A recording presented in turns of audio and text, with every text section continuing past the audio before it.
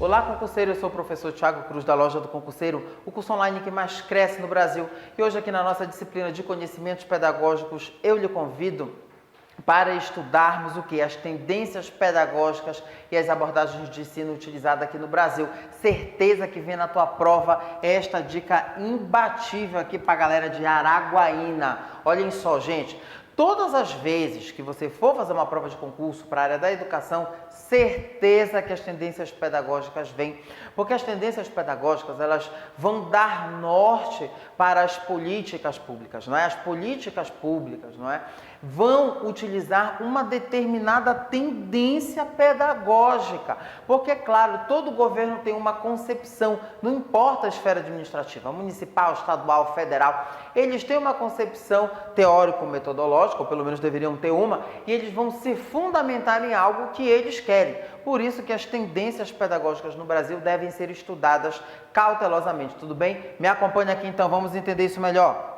Olhem só, então a prática escolar consiste na concretização das condições que asseguram a realização do trabalho docente. Então, quando a gente fala em prática escolar, a gente está entendendo o seguinte: nós, professores, vamos praticar algo lá na escola. Mas quem determina isso, né? Que conteúdos eu ministro? Qual é a concepção filosófica que está por trás? Então, tais condições não se reduzem ao estritamente pedagógico.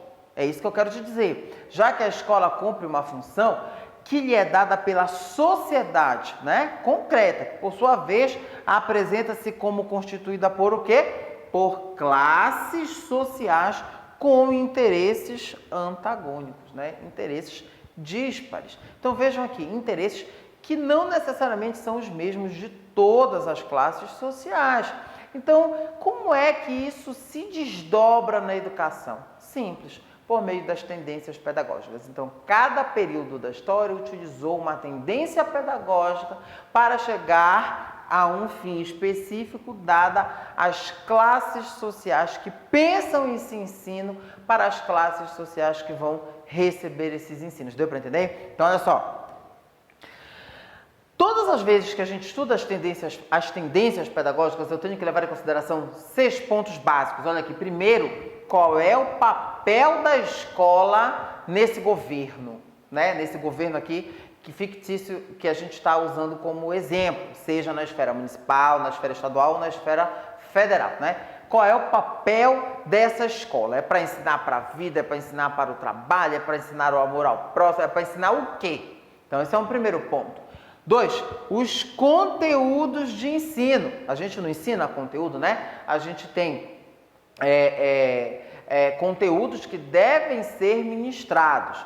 Mas quem pensa esse conteúdo? Sou eu? Sou você? Está aqui a pergunta básica, né? Você vai fazer a prova de Araguaína e aí tem conteúdos para estudar. Então não tem? Claro que sim. Quem foi que pensou nesses conteúdos? Fomos nós, da Loja do Concurseiro? Foi você aí da sua casa? Não. Foi quem fez o edital. Quem foi que fez o edital? Por que o edital pensou isso? Por que esse concurso tem que ter este conteúdo? Né? Porque quantos conteúdos pedagógicos ou relativos à pedagogia ficaram de fora? Então vejam, um terceiro são os métodos de ensino, né? Então eu tenho para cada período, para cada tendência, métodos de ensino distintos que vão fazer então com que esse professor ensine da maneira que este pensamento filosófico exige. Um outro caminho é o relacionamento professor-aluno. Bom, eu tenho que entender a tendência, tá? Para entender como é que se dá esse relacionamento, nessa relação entre o professor que ensina e o aluno que aprende. Sou eu que ensino exclusivamente, você aprende aí exclusivamente? Ou seja, eu detenho a verdade absoluta, né? Então isso é um pensamento. É uma troca, eu falo daqui, você pensa daí, aí você concorda daí, aí você discorda daí, aí você filtra algo que você não concordou que eu tenha dito e aí associa com uma outra informação. Eu quero que você reproduza, eu quero que você aprenda, eu quero que você raciocine. O que eu quero? Então, esse relacionamento professor-aluno deve ser levado em consideração também. Um penúltimo elemento, os pressupostos de aprendizagem, né? Aqui, quando eu falo em pressupostos de aprendizagem, quais são o processo de ensino e aprendizagem que ocorre dentro dessa tendência, né? Eu me fundamento em quem, o que é aprendizagem, como é que eu faço a avaliação, como é que eu aplico esse instrumento avaliativo e, por último, as manifestações na prática escolar. Como é que tudo isso se desdobra na prática escolar, tudo bem?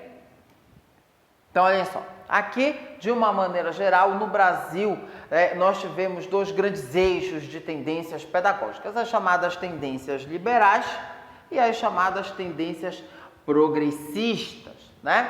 Então, as tendências liberais, vejam aqui, elas estão divididas em quatro, né? A tradicional, a renovada progressivista, a renovada não diretiva, que é a escola nova, e a tecnicista, né? Então, aqui elas são chamadas de tendências liberais por conta do liberalismo de mercado, né? E aí a gente precisa entender melhor aqui na nossa aula de financiamento da educação básica. A gente tem uma aula bem clara, bem detalhada, né, do neoliberalismo, do liberalismo e neoliberalismo de mercado.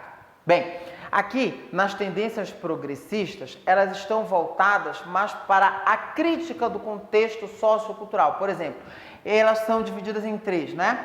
A libertadora, a libertária e a chamada crítico-social dos conteúdos ou histórico-crítica, né? Então, quando eu falo em tendência progressista, eu dou espaço para esse aluno para que ele analise e discuta, né, saudavelmente, evidentemente, as questões sociais, as questões históricas, tudo bem? Então, basicamente, são divididas nessas duas grandes tendências, as tendências liberais e as tendências progressistas, né? E aí, quer saber mais? Cada uma delas, detalhadamente, vem para cá, para a loja do concurseiro, que a gente tem todas essas informações aqui para você, tudo bem? Bem, olha só, e não só para você, tá? A gente também tem para outros cargos, olha, para a guarda municipal, para assistente técnico administrativo, para nós professores e para todos os cargos aí do concurso, tudo bem? Bem, então olha só, para a gente entender o que é uma tendência liberal, aqui ó, o termo liberal, ele não tem um sentido de avançado, né, democrático, aberto, não é isso, como costuma ser usado. A doutrina liberal apareceu como justificativa do sistema capitalista que, ao defender a predominância da liberdade e dos interesses individuais na sociedade, estabeleceu uma forma de organização social baseada na propriedade privada dos meios de produção, também denominado do quê? De sociedade de classes. Então, quando a gente fala de sociedade de classe, a gente está falando, né, numa sociedade que ela é fundamentada na propriedade privada dos meios de produção. Então, eu sou capitalista porque eu detenho o capital, o dinheiro, o maquinário para trabalhar, o campo para plantar. Tudo bem? As pessoas usam errado esse termo capitalista, né? Capitalista é quem é o proprietário do capital. Tá? O dono da empresa, o dono da instituição de ensino, tá? E quem não é dono, quem não é capitalista, faz parte da classe trabalhadora que vai trabalhar para a manutenção, para a existência, né, desse proprietário do capital. Tudo bem? Então, se eu tenho as tendências pedagógicas liberais, elas estão fundamentadas, então, nessa ideia aqui, tudo bem? De que? Qual é a ideia? De sociedade de classes. Bem, e aí as tendências progressistas? Esse termo progressista, ele foi emprestado de Snyder's e é usado aqui para designar as tendências que, partindo de uma análise crítica das realidades sociais, sustentam implicitamente as finalidades sociopolíticas da educação. Né? Se as tendências liberais são aquelas que são fundamentadas em divisões de classes, as tendências progressistas fazem uma análise crítica do contexto social e da estrutura sociopolítica da educação que mantém esse sistema, ok? Bem, gente, então é isso. Muito obrigado, inscreva-se no nosso canal, estou aguardando por você, até a próxima.